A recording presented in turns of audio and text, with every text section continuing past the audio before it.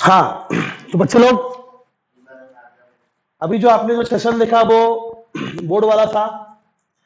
अभी जेडब्ल्यू और नीट के लिए थोड़ा सा स्पेशल है ये, चाहे तो सभी देख सकते हैं समझना है तो, ठीक है, लेकिन जेडब्ल्यू वाले खास करके जरूर देखिए, अच्छे से देखिए। हाफ वेव रेक्टिफायर में हमने क्या सीखा? हमने सीखा कि इनपुट करंट का जो वेवफॉर्म है वो कुछ ऐसा है, मान लीजिए, ठीक है। मैंने क्या बताया आपको? ये पाई है और ये 2 पाई है। ये आई एसी है। एसी क्यों? अरे भाई इनपुट एसी था ना, हाँ, और ये मान लीजिए थीटा है। तो आप इक्वेशन कैसा लिखते हैं? I AC is equal to I naught sine theta. याद है आपको? यहां पर लिखा है, देखिए मैंने, ठीक है। और इसका आउटपुट कैसा था? What about output? What about output? तो बेटा हाफ वेव रेक्टिफायर, तो ये ऐसा करके ऐसा, और फिर next cycle, next half cycle गायब। हाफ वेव में आपने यही सीखा ना, ये आई डीसी है, ठीक है, और ये थीटा। अब सुनिए, ध्यान से सुनिएगा, ये आपका इनपुट है और ये आपका आउटपुट है। बेसिकली हमें क्या पता करना है, पता है? हमें पता करना है efficiency of half wave rectifier. हालांकि इसका फॉर्मूला फिक्स्ड है, efficiency is equal to 40.6 upon 1 plus R F by R L, ऐसा फिक्स है। तो हालांकि ये फिक्स तो है, आप इसी से कर सकते हैं आराम से, ठीक है, लेकिन मैं इसको डिराइव करके देना चाहता हूं ताकि आपको समझ में आए, थोड़ा सा आपका मैथ्स स्ट्रांग हो और फिजिक्स का जो थिंकिंग एबिलिटी है वो थोड़ा स्ट्रांग हो। तो चलिए इसको हम लोग डिराइव करते हैं, efficiency of half wave rectifier. बेटा कभी भी एफिशिएंसी का मीनिंग क्या होता है? हमें क्या मिला अपॉन हमने क्या दिया था, इनटू 100। एफिशिएंसी का यही फॉर्मूला है। तो हमें क्या मिला? हमें डीसी मिला। हमने क्या दिया था? हमने एसी दिया था। अभी ये कोई फिजिकल क्वांटिटी है क्या? नहीं। तो हमें पावर मिला डीसी और हमें पावर मिला एसी। हमने क्या पावर दिया था? एसी। इनपुट पावर क्या है? एसी पावर है, और आउटपुट पावर क्या है? डीसी पावर है, इनटू 100। तो ये आपका एफिशिएंसी का फॉर्मूला है। अब आप तो जानते हैं कि पावर का फॉर्मूला होता है I square R. I square R ये फॉर्मूला होता है। एक बार डायग्राम देख लीजिए। रेक्टिफायर साइड में कुछ ऐसा था, राइट साइड में कुछ ऐसा था। ये रेजिस्टेंस था आपका लोड रेजिस्टेंस, और डायोड में भी कुछ रेजिस्टेंस होगा, फॉरवर्ड रेजिस्टेंस। सर आपने रिवर्स रेजिस्टेंस क्यों नहीं लिखा? क्यों लिखना जब आपको उसका रिवर्स से मतलब ही नहीं है? जब वो आपको वो रिवर्स में करंट ही नहीं दे रहा है तो उसका रिवर्स रेजिस्टेंस जानकर क्या कीजिएगा? इसलिए हमने क्या लिखा है? फॉरवर्ड रेजिस्टेंस, डायोड का फॉरवर्ड रेजिस्टेंस, और ये है आपका लोड रेजिस्टेंस। ये आपको समझ गया? ठीक है। अब कुछ बातें ध्यान से सुनिएगा। हमें यहां पर दो चीज डिराइव करना है। क्या? देखिए, जब आप पावर एसी लिखिएगा तो एक्चुअली इसका फॉर्मूला होता है आई आर एम एस का square into R L plus R F. नहीं, हाँ सही है, समझे? ध्यान से देखिए, यहां मैं सर्किट डायग्राम बनाता हूं।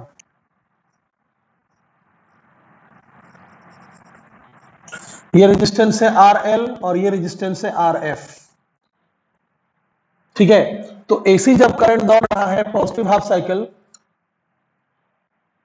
उस समय इस एसी करंट को दोनों रेजिस्टेंस झेलना पड़ेगा, दोनों रेजिस्टेंस झेलना पड़ेगा, इसलिए RM प्लस RF हो गया। लेकिन डीसी करंट जो होता है, डीसी पावर, वो हो जाता है आपका आई एवरेज का स्क्वायर इंटू रेजिस्टेंस L। क्यों? क्योंकि ये तो डीसी नहीं झेल रहा ना, समझे आप? डीसी कौन झेल रहा? ये झेल रहा। ये चीज समझिए, जब आप एसी दे रहे हैं तो करंट दोनों झेल रहा, दोनों मिलके एसी करंट झेल रहा है। लेकिन जब आपको डीसी मिल रहा है आउटपुट साइड में, उस समय करंट कौन झेल रहा है? सिर्फ लोड झेल रहा है। समझ में आया बात?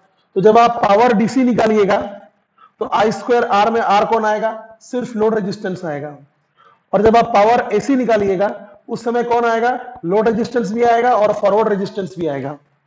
समझे? This is the input part and this is the output part. तो आउटपुट ये हुआ ना, ये आउटपुट हुआ, और इनपुट में ये भी आ गया और ये भी आ गया। आई बात समझ में? ठीक है। अब इसमें देखिए दो चीजों का आपको डेरिवेशन करना होगा, एक IRMS और एक आई एवरेज। ध्यान से देखिएगा, what do you mean by IRMS? What is RMS? RMS का मतलब होता है root mean square. Simple meaning है इसका। मीनिंग है, इसको उल्टा पढ़िए, स्क्वायर मीन रूट। मतलब पहले स्क्वायर करो, जो भी करंट आप दे रहे हैं उसको आप स्क्वायर करो, फिर उसका मीन निकालो और फिर रूट कर दो। स्क्वायर करके मीन निकालो और फिर रूट कर दो। ठीक है? तो IRMS का फॉर्मूला क्या होगा? फिर पहले स्क्वायर करो, तो किसको स्क्वायर करोगे? IAC को स्क्वायर करोगे, फिर मीन निकालोगे। तो मीन मतलब क्या होता है? एवरेज निकालना।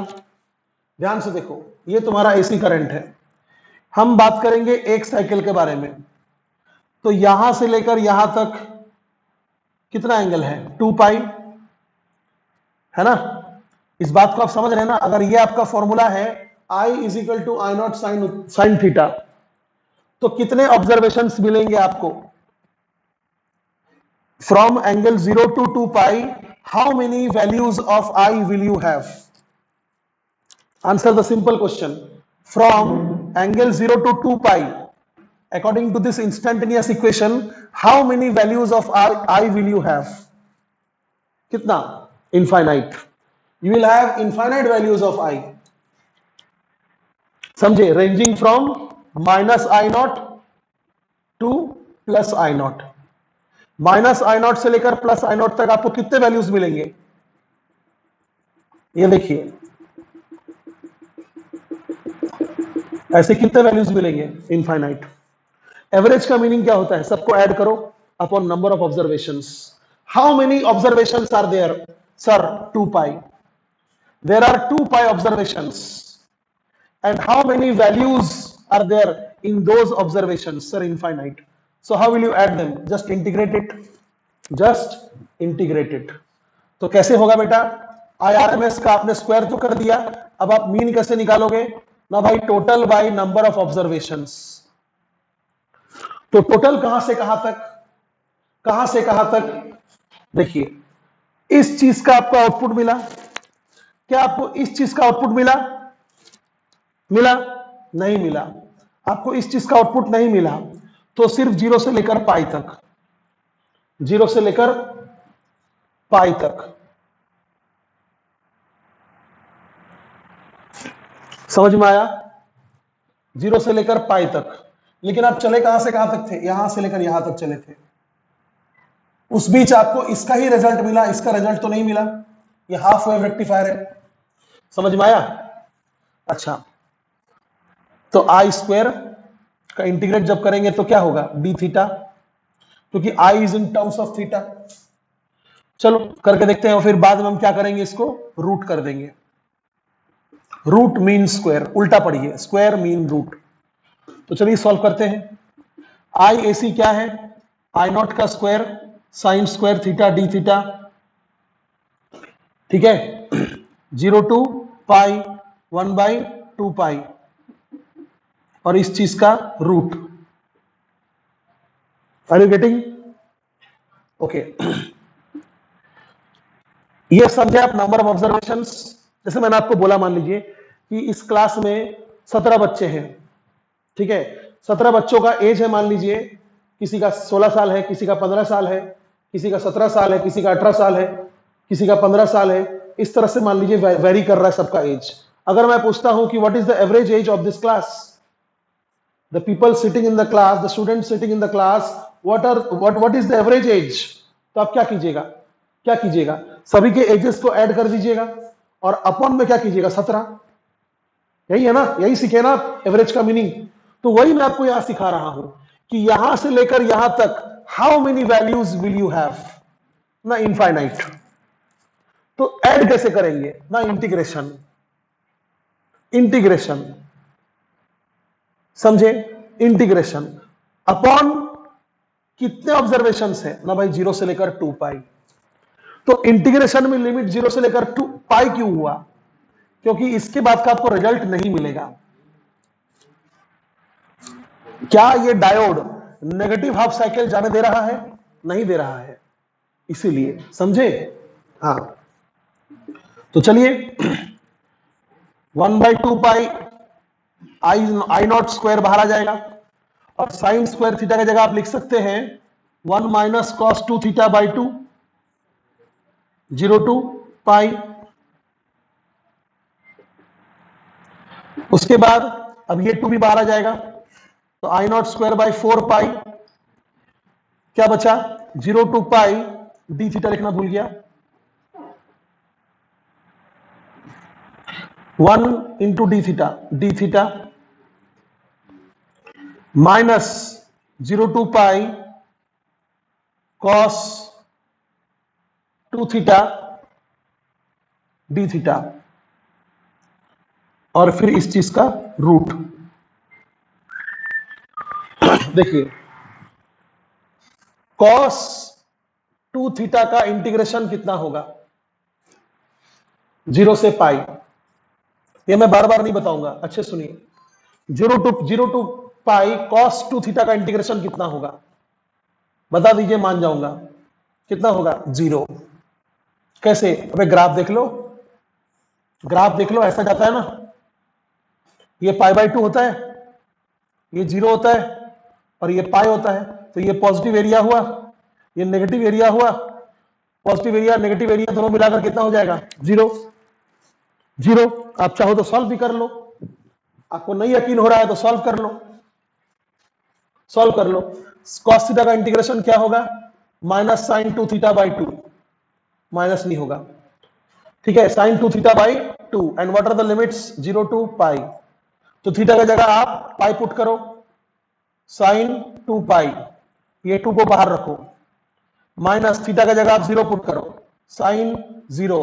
साइन 2 पाई कितना होता है? 0। अरे साइन कोई भी पाई 0 होता है, तो 0 माइनस 0 0। तो याद रखिएगा, this part of integration is 0, this part of integration is 0। और डी थीटा का इंटीग्रेशन कितना होगा? थीटा। डी थीटा का इंटीग्रेशन कितना होगा? थीटा। तो क्या बच रहा है? I naught square by 4 pi integration of d theta is theta and limits are 0 to pi, और इस चीज का करना है रूट। तो I naught square by 4 pi, theta का जगह पाई पुट करो, थीटा का जगह 0 पुट करो, पाई माइनस 0 पाई, और इस चीज का रूट। पाई पाई कैंसिल हो गया, तो कितना हो जाएगा अब? आई नॉट बाई 2। तो ये आपको याद रखना होगा, ये आपको याद रखना होगा। मैं यहां पर लिख देता हूं, for half wave rectifier I R M S is equal to I naught by 2, ठीक है, भूलिएगा मत। अब मैं इस डेरिवेशन को मिटा रहा हूं, आपको डेरिवेशन समझ में आया होगा। मुझे पता है कि आपके दिमाग में एक चीज घूम रहा होगा कि सर मुझे IRMS का मीनिंग नहीं मालूम। तो बेटा इसका मीनिंग आप प्रॉपरली एसी चैप्टर में ही समझ पाओगे। फिलहाल आप ये समझ लो कि सिंस इनपुट में एसी है, इसलिए पावर का फॉर्मूला में आई आरएमएस होना चाहिए। What is RMS value? I will explain you in the chapter AC. अभी एक्सप्लेन करूंगा तो पागल हो जाओगे, ठीक है। अभी मैंने सिर्फ आपको डेरिवेशन करके दे दिया कि हाफ वेव रेक्टिफायर में जहां पर आधा साइकिल का हमको रिजल्ट नहीं मिलता है, वहां पर आई आरएमएस का फॉर्मूला कितना है? I0/2। समझे? मैं फिर से बता रहा हूं, जब हम एसी, मैं आपको एक छोटा सा हिंट दे देता हूं, एक छोटा सा मैं आपको हिंट दे देता हूं। ऑल्टरनेटिंग करंट में करंट वेरी करता है ना, आपके सामने ग्राफ है। ऑल्टरनेटिंग करंट में करंट वेरी करता है। अब मान लो किसी ऑल्टरनेटिंग करंट का सोर्स के साथ मैंने एक एम मीटर जोड़ दिया। क्या जोड़ दिया? एम मीटर जोड़ दिया। तो क्या एम मीटर का जो पॉइंटर है, एम मीटर का जो कांटा है, वो क्या ऐसा ऐसा ऐसा ऐसा ऐसा ऐसा होता रहेगा? इस तरह होता रहेगा क्या? तो आप फिर कैसे बता पाइएगा? कैसे कैसे ये छोटा सा प्लग के ऊपर लिखा हुआ है कि 6 एम्पियर है? अगर एम मीटर ऐसा ऐसा हो रहा है तो 6 एम्पियर कैसे हुआ? तो 6 एम्पियर क्या है? जो इस प्लग पे लिखा हुआ है 6 एम्पियर, जिस स्विच बोर्ड पे आपका बड़ा बड़ा यूनिट चलता है, जैसे एसी हो गया, हाँ ठंडा करने वाला एसी हो गया, या फिर बड़े बड़े कूलर्स हो गए, या फिर मिक्सर हो गया, ये जिस बोर्ड पे चलता है वहां पर लिखा रहता है 15 एम्पियर। मुझे बताओ तुमको क्या मिल रहा है? एसी मिल रहा है। तो उसने 15 एम्पियर कैसे लिख दिया? वो तो ऐसे ऐसे होना चाहिए था, यानी +15 से -15 के बीच में फ्लक्चुएट करना चाहिए था। नहीं, वो 15 एम्पियर I0 नहीं है, वो 15 एम्पियर I0 नहीं है। ये जो छोटे से प्लग में लिखा हुआ है 6 एम्पियर या 5 एम्पियर, वो 5 एम्पियर I0 नहीं है, वो 5 एम्पियर I भी नहीं है, वो क्या है? IRMS है, root mean square value of AC. समझ में आया? या फिर फॉर एग्जांपल आपके घर में मान लीजिए आप कोई चीज टीवी चला रहे हैं, तो टीवी के पीछे में लिखा हुआ है 230 वोल्ट एसी, 230 वोल्ट एसी। अबे जब एसी में खुद अल्टरनेटिंग है तो 230 कैसे हो गया? वहां तो ऐसा लिखना चाहिए था, अरे बाबा ये +230 से -230 तक वेरी करते रहेगा, तुम देखते बैठना क्या है। तो 230 वोल्ट एक्चुअली में क्या है? E0 नहीं है, E0 नहीं है, वो E भी नहीं है, क्योंकि E तो समय पर डिपेंडेंट है, थीटा मतलब ओमेगा टी। E तो समय पर डिपेंडेंट है, E can not be fixed, E cannot be a fixed value, it alternates with time, and 230 volt is not E0. 230 volt is the voltage measured by voltmeter, which is ERMS. ERMS. तो जब भी हम AC का बात करते हैं तो we need to have a value RMS value. इससे ज्यादा भी मैं आपको समझाऊंगा बट जब AC पढ़ाऊंगा तब, ठीक है। फिलहाल RMS का मतलब रूट मीन स्क्वायर, यानी स्क्वायर कीजिए फिर मीन कीजिए फिर रूट कीजिए। तो मैंने IRMS = I0/2 पता तो कर लिया है, यानी ये पार्ट मेरा हो गया। अब बच गया डीसी पार्ट। डीसी पार्ट मतलब ये ग्राफ। तो बेटा ये ग्राफ तो यहीं से कॉपी हुआ है, ये जो ग्राफ है वो यहीं से कॉपी हुआ है, तो हमें उसका निकालना है आई एवरेज। उसका हमें क्या निकालना है? I average. फिर वही बात एसी में हम क्या करते हैं? स्क्वायर करके मीन करके रूट निकालते हैं, लेकिन डीसी में अपन सिर्फ एवरेज निकाल देते हैं। सर ऐसा क्यों? सर आपने एसी में स्क्वायर क्यों किया? अबे एसी में स्क्वायर इसलिए करते हैं ताकि नेगेटिव वाला भी पॉजिटिव हो जाए। जब यहां नेगेटिव है ही नहीं, द आउटपुट इज रेक्टिफाइड। जब यहां पर नेगेटिव है ही नहीं, फुल वेव रेक्टिफायर के लिए ऐसा है। For full wave rectifier the graph is like this. Is there any negative output? तो क्या जरूरत है स्क्वायर करके मीन करके रूट करने का, जब आपके पास सिर्फ पॉजिटिव है, जब आपके पास डीसी मतलब सिर्फ positive. So what is the need to square? डरते क्यों है? डायरेक्ट एवरेज कीजिए। बट यहां पर बेटा पॉजिटिव भी है और नेगेटिव भी है, इसलिए करंट जानने के लिए हमको स्क्वायर करके मीन करके रूट निकालना पड़ेगा। और यहां पर आप डायरेक्टली मीन कर दीजिए। ये क्या है? ये मीन है। और ये मीन क्यों नहीं है? ये स्क्वायर करके मीन करके रूट क्यों है? ताकि नेगेटिव वाला भी पॉजिटिव हो जाए। रूट क्यों किया? क्योंकि स्क्वायर किया था। लेकिन यहां पर स्क्वायर करने की जरूरत है क्या? नहीं। समझ गए आप? इसलिए जब आप डीसी पावर निकालेंगे तो current should be average current. तो let us find out what will be the average current. अब हम यहां पर एवरेज करंट का डेरिवेशन करेंगे। Average current, I average, average क्या होगा? Integration of I d theta by pi. Sir pi क्यों? बाबा यहां से लेकर नहीं, एवरेज तो पूरा यहां तक करना पड़ेगा ना, तो बाई 2 पाई। ठीक है, यहां से लेकर आप यहां तक एवरेज करेंगे, तो यहां से लेकर यहां तक आपको इतना वैल्यू दिया हुआ है, यानी 0 टू पाई तक आपके पास वैल्यू है, बट पाई टू 2 पाई आपके पास वैल्यू है क्या? नहीं। तो क्या लिखेंगे? 0 टू पाई, और स्क्वायर तो किया नहीं है, तो रूट काय को करेंगे। तो व्हाट इज आई? तो I naught sine theta D theta 0 to pi upon 2 pi. Come on let's start. I naught upon 2 pi बाहर आ गया, आई नॉट अपॉन 2 पाई बाहर आ गया। सर फिर से बताइए सर, आपको जब पाई तक ही मिल रहा है तो आप एवरेज 2 पाई तक क्यों कर रहे हैं? क्योंकि बच्चे बार बार पूछते हैं मुझसे, मुझे याद है हर साल पूछते हैं कि सर जब आपको आउटपुट यहां नहीं मिल रहा है तो आप नंबर ऑफ ऑब्जर्वेशंस यानी डिनोमिनेटर में आप 2 पाई क्यों लिख रहे हैं? बड़ा सिंपल सा बात है। अगर मैंने मान लीजिए यहां पर 10 लोगों से पूछा कि तुम लोगों का सैलरी कितनी है, एवरेज सैलरी बताओ, तो किसी ने बोला 15, किसी ने बोला 16, किसी ने बोला 10, किसी ने बोला 8, किसी ने बोला अभी कुछ नहीं है, 0 है। तो जब मैं एवरेज निकालूंगा तो क्या मैं उस इंसान को नहीं गिनूंगा जिसका सैलरी 0 है? ऊपर में जो ऐड करूंगा वो सबकी सैलरी ऐड करूंगा, उनकी भी ऐड करूंगा प्लस 0, फर्क नहीं पड़ेगा, इसमें मेरी कोई गलती नहीं है। बट नंबर ऑफ पीपल में मैं कितना लिखूंगा? जितने लोग हैं सबका लिखूंगा ना नंबर। समझे बात को? इसलिए आपको रिजल्ट नहीं मिल रहा है, इसका मतलब ये नहीं कि आप 2 पाई तक नहीं लिखिएगा, आपको देखना तो पूरा ही पड़ेगा ना। बट इंटीग्रेशन कहां से कहां तक होगा? 0 टू पाई। Okay fine.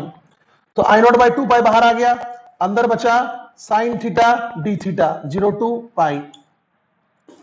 ठीक है, I naught by 2 pi, sine theta का इंटीग्रेशन कितना होता है? Minus cos theta 0 to pi, minus बाहर I naught by 2 pi cos, एक बार थीटा का जगह पाई, एक बार थीटा का जगह 0, माइनस आई नॉट बाई 2 पाई, कितना हो गया? कॉस पाई माइनस 1, ये कितना हो गया? -2 इंटू माइनस प्लस, कितना हो गया?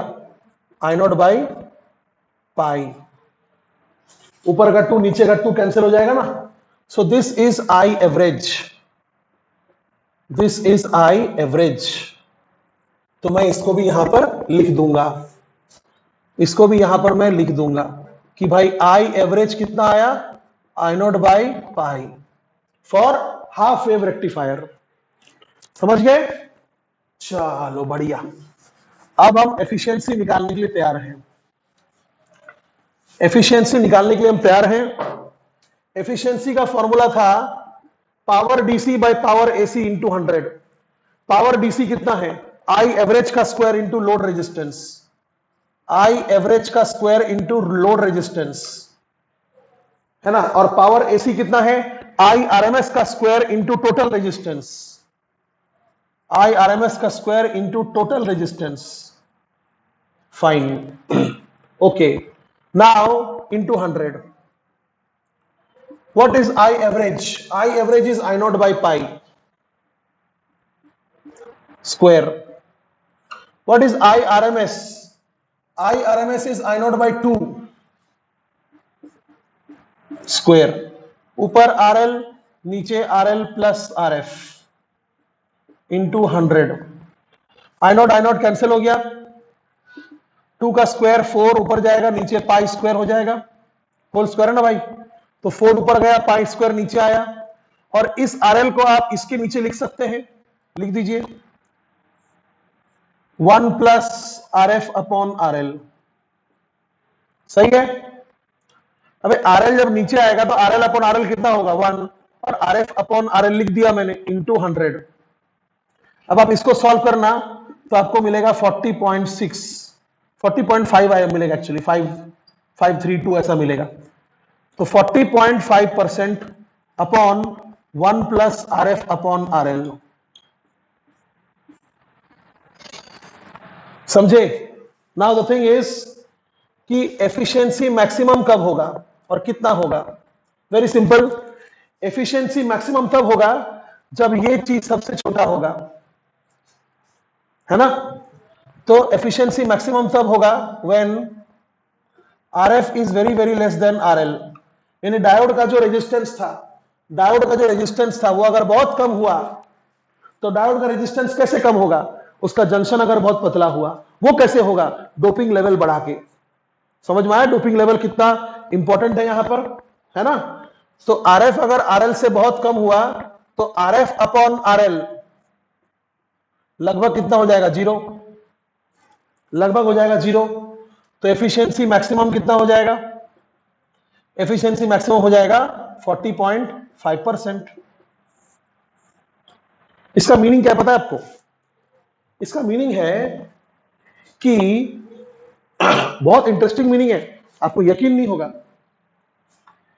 इसका मीनिंग है कि आपने जो एसी दिया उसका सिर्फ 40.5% ही डीसी बन सकता है। अब ये इंटरेस्टिंग कैसे हो गया? जरा सोचो, मैंने क्लियरली बोला है आपको कि half cycle will be rectified and other half cycle will not be rectified. तो 50% होना चाहिए था।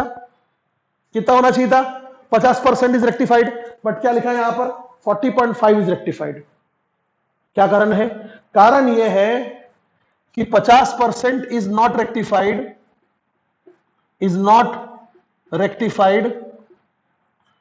and 0.5% बच रहा क्या? 50 40 90 9.5%। सही लिखा? हाँ, and 9.5% is lost in the circuit,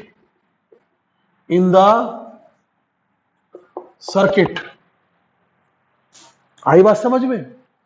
आई बात समझ में? ये RF जितना ज्यादा होगा, ये वैल्यू उतना कम ज्यादा होगा। फिर 1 प्लस कीजिएगा तो उतना ज्यादा होगा, फिर एफिशिएंसी बहुत कम हो जाएगा। इसलिए डोपिंग लेवल को हाई रखना जरूरी है। समझे? और एक केस देखिए इसमें, और एक केस ये है कि अगर RF इक्वल टू RL हो गया तो, अगर RF इक्वल टू RL हो गया तो सीधा एफिशिएंसी आधा, एफिशिएंसी सीधा आधा, मतलब 20.25%। कैसे? देख लो, ये अगर इक्वल हो गया तो 1 बाय 1 हो जाएगा, 1 प्लस 1 2, तो 40.5 बाई 2 कितना हो जाएगा? 20.25। यानी सिर्फ 20.25% ही वो एसी डीसी में बदल पाएगा। समझ में आया बात? तो ये हो गया आपका हाफ वेव रेक्टिफायर के बारे में। अच्छा, एक और बात बताना चाहूंगा। In half wave rectifier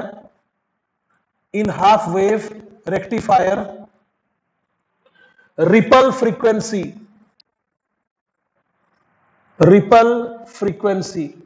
ripple क्यों? ये देखो, ये इस तरह से जा रहा है फिर गायब है, फिर इस तरह से आएगा फिर गायब होगा। रिपल मतलब इस तरह से हो रहा है। समझ में आया? ऐसा होने से क्या बोलते हैं हम? रिपल, मतलब पल्सेटिंग नेचर अगर हुआ तो क्या फ्रीक्वेंसी है बताइए? अगर इसका फ्रीक्वेंसी मान लीजिए f है, तो इसका फ्रीक्वेंसी कितना है? f/2? नहीं, इसका फ्रीक्वेंसी भी f ही है। अगर AC का फ्रीक्वेंसी f है तो DC का फ्रीक्वेंसी भी f ही है। क्यों? क्योंकि यहां से लेकर यहां तक एक साइकिल होता था, उसमें कितना पॉजिटिव है? एक पॉजिटिव है। अब यहां से लेकर यहां तक एक साइकिल है, इसमें कितना पॉजिटिव है? एक ही पॉजिटिव है। तो सेम फ्रीक्वेंसी हुआ ना? तो please remember, ripple frequency is equal to input frequency.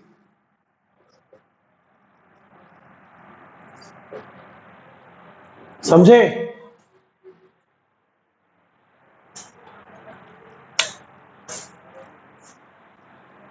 इसमें और एक टर्म होता है। क्या होता है? रुकिए,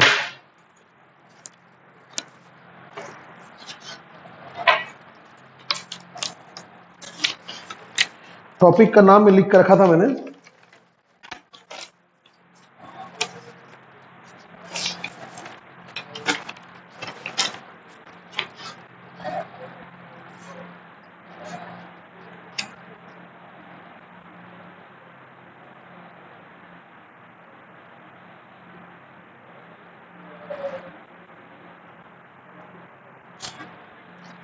नहीं दिख रहा है।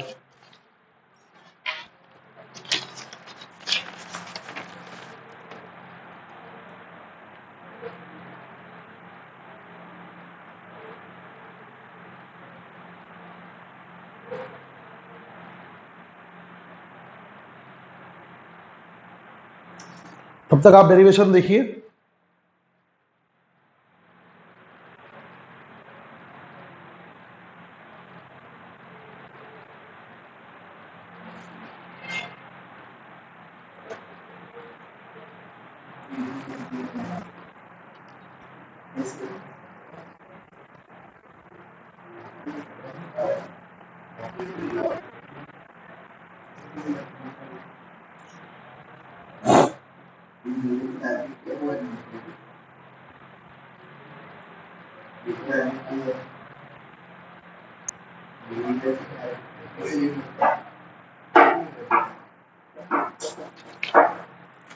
जान दीजिए, नहीं मिला, ठीक है, बाद में याद आगे बता दूंगा। यहां तक तो ठीक है ना, इनपुट फ्रीक्वेंसी और रिपल फ्रीक्वेंसी सेम रहेगा, तो सब कुछ हो गया। हाफ वेव रेक्टिफायर में सब कुछ हो गया। अब करना पड़ेगा हमको फुल वेव रेक्टिफायर, और इसमें उतना टाइम लगेगा नहीं, क्योंकि आपको लगभग सब समझ ही गया है। बस यहां देखिए, फुल वेव रेक्टिफायर, तो इनपुट तो यही है, आउटपुट कैसा है, आउटपुट ऐसा है, ऐसे ही है ना। चलो, फॉर्मूला एफिशिएंसी का यही रहेगा, उसके बदले यही लिखेंगे, सब कुछ ये सब सेम रहेगा, सब कुछ सेम रहेगा। बस फर्क कहां पड़ेगा, आई आरएमएस और आई एवरेज का फॉर्मूला में, आई आरएमएस और आई एवरेज का फॉर्मूला में, क्योंकि यहां पर आपको दोनों ही साइकिल का रेक्टिफाइड आउटपुट मिल रहा है, दोनों साइकिल का आपको रेक्टिफाइड आउटपुट मिल रहा है।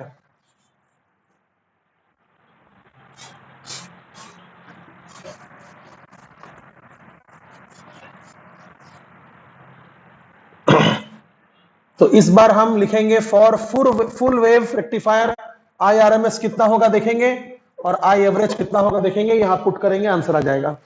चलिए, फर्स्ट आई आरएमएस फॉर्मूला वही रहेगा, स्क्वायर करो, मीन निकालो, रूट करो।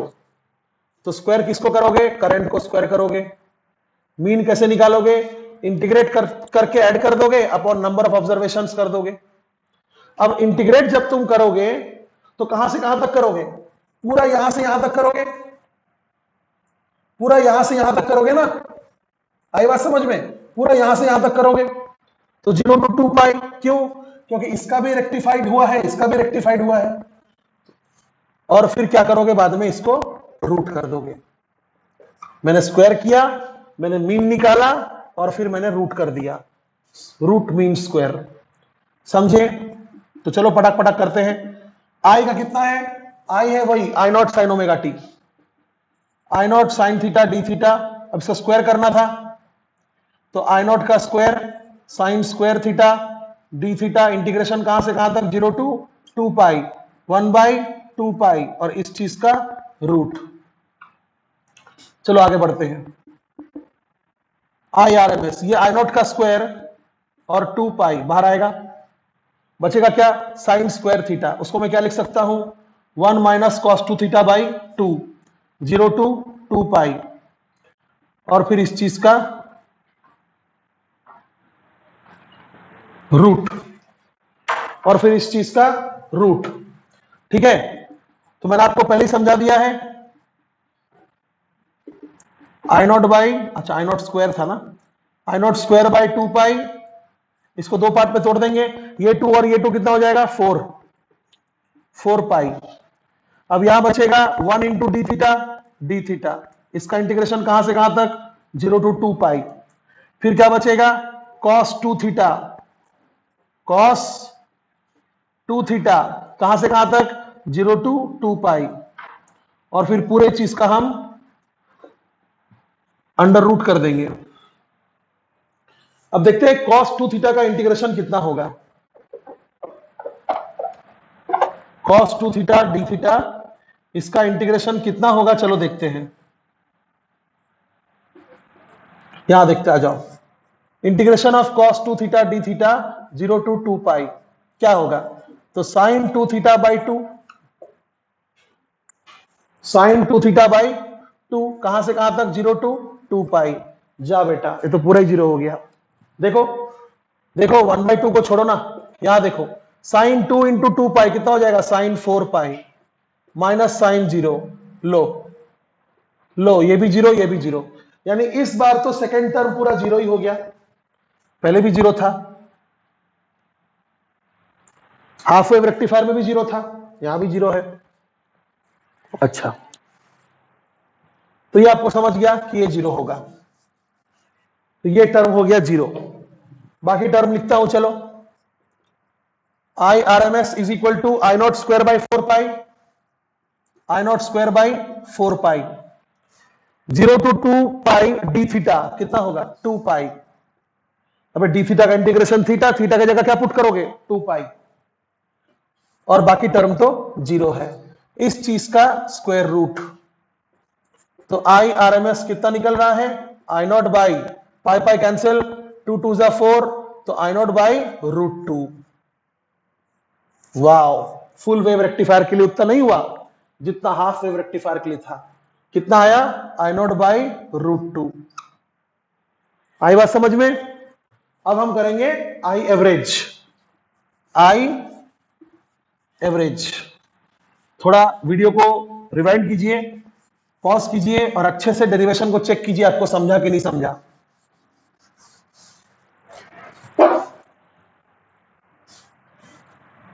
जेडब्ल्यू नीट दोनों क्यों लिखा है मैंने, इतना डेरिवेशन नीट नहीं पूछते, बस नीट वाले ये फॉर्मूला याद रखिएगा और वो याद रखिएगा, फ्रीक्वेंसी।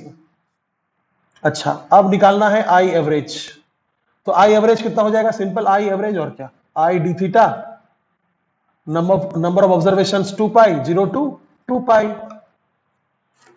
है कि नहीं।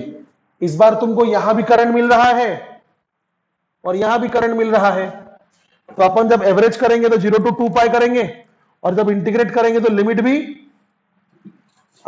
भी 0 to 2 पाई करेंगे। अच्छा, अब देखना क्या प्रॉब्लम होगा, आई की जगह I naught sine theta D theta upon 1/2 pi into 1/2 pi, I naught बाहर, integration of sine theta D theta 0 to 2 pi. आप चेक करना ये 0 हो जाएगा, आप चेक करना ये 0 हो जाएगा। सर कि फिर क्या करें, अगर इसका इंटीग्रेशन 0 हो जाएगा फिर करे क्या, सर कुछ भी करंट नहीं है क्या, अबे है ना। अपन क्या करेंगे, अपन एक ही इंटीग्रेशन को डबल कर देंगे, सीखे हो ना मैथ्स में सब, यहां से लेकर यहां तक अगर इंटीग्रेट करने से आंसर 0 आ रहा है तो हम यहां से यहां तक इंटीग्रेट करेंगे और उसको फिर डबल कर देंगे, तो उससे हमको फिर दोनों का मिल जाएगा, समझे। यानी अपन इंटीग्रेट करेंगे 0 to पाई और फिर उसको कर देंगे हम डबल, समझे। और 0 to पाई हमने पहले ही इंटीग्रेट किया था, 0 to पाई हमने पहले ही इंटीग्रेट किया था, कितना आया था, आई नॉट बाई पाई आया था सॉल्व करके, और फिर इंटू 2, तो इस बार आई एवरेज कितना हो जाएगा, 2 आई नॉट बाई पाई, समझ में आया। तो I average is 2 I naught by पाई। दोनों फॉर्मूले मिल गए, दोनों फॉर्मूले मिल गए। अब चलो निकालते हैं एफिशिएंसी, अब चलो कैलकुलेट करते हैं हम लोग एफिशिएंसी। तो एफिशिएंसी का फॉर्मूला क्या है, power DC by power AC into 100। तो पावर डीसी क्या है, ये पावर डीसी है, तो लिखो आई एवरेज का square into R L upon power AC क्या है, तो पावर एसी ये है, आई आरएमएस का स्क्वायर, आई आरएमएस का square into R L plus R F, हो गया। वैल्यूज लिख दो, आई एवरेज कितना है 2 आई नॉट बाई पाई का स्क्वायर, और आई आर एम एस कितना है, आई नॉट बाई √2 का स्क्वायर। ऊपर वाला आर एल नीचे के नीचे लिखो तो कितना हो जाएगा, 1 plus R F by R L.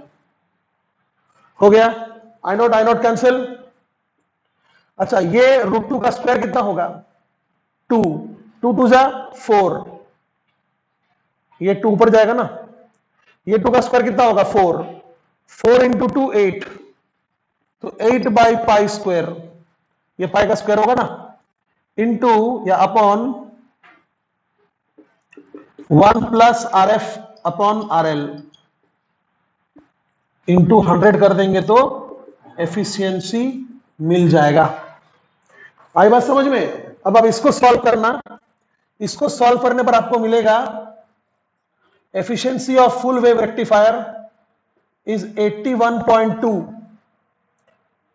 40.5 का डबल कितना होगा, 81, तो 81% upon 1 plus R F by R L. समझ में आया? बात समझ में आया? तो what will be maximum efficiency जब R F very very less than R L होगा, यानी डायोड रेजिस्टेंस अगर, अच्छा एक बात बच्चे लोग क्या पूछते, सर फुल वेव रेक्टिफायर में आपने 2 डायोड यूज किया था, तो आपने डायोड रेजिस्टेंस में लिखना चाहिए 2 टाइम्स आर एफ। पगला हो गया क्या? एक बार में तो एक ही काम आ रहा था ना, दोनों डायोड साथ में काम आ रहा था क्या? तो आर एफ, अगर आर एफ बहुत बहुत कम हुआ आर एल से, तो this fraction will be equal to 0, तो 81% आपका मैक्सिमम हो जाएगा। अगेन क्या बात निकलेगा, सर पूरा का पूरा अगर आप रेक्टिफाई कर रहे हैं फिर 100% होना चाहिए था। अगर आप पूरा का पूरा रेक्टिफाई कर रहे हैं तो एफिशिएंसी कितना होना चाहिए था, 100%। नहीं, यहां पर 19% is lost in circuit. Circuit मतलब वही हीट, समझे? और लास्ट केस यहां पर क्या होगा, यहां पर एक केस होगा कि अगर मान लीजिए R F is equal to R L हुआ, तो फिर ईटा कितना हो जाएगा, सीधा इसका आधा हो जाएगा, 40.5। देख लो ना भाई, अगर ये इक्वल टू ये हुआ तो कट के कितना हो जाएगा 1, 81 बाई 1 प्लस 1 कितना हो जाएगा 40.5। यानी आर एफ अगर आर एल हुआ तो फुल वेव रेक्टिफायर का efficiency will be equal to half wave rectifier का एफिशिएंसी।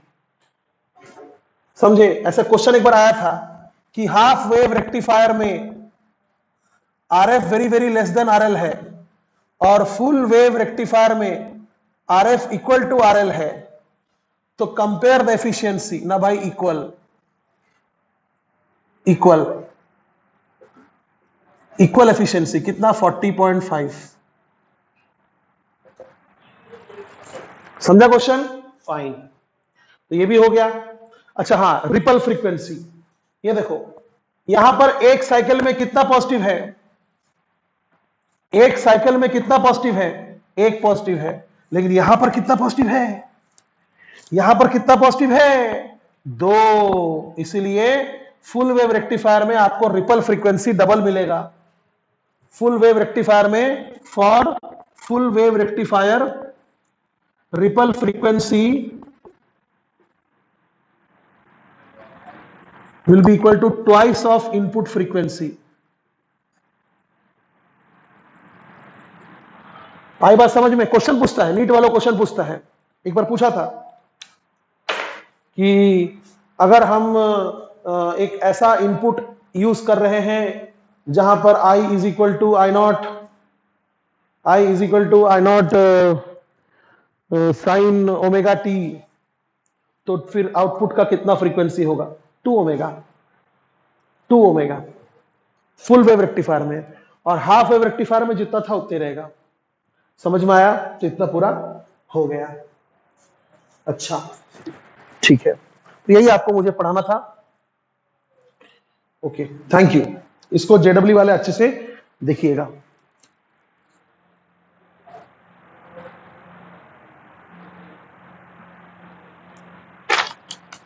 इन शॉर्ट एक नोट्स बना दूं क्या, वो आपके लिए बेटर होगा। इन शॉर्ट एक नोट बना देता हूं, देखो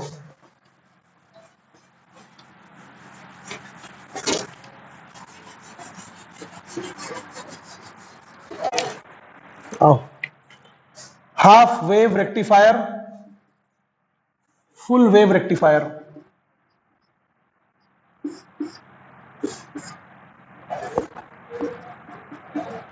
efficiency 40.5% by 1 plus RF upon RL।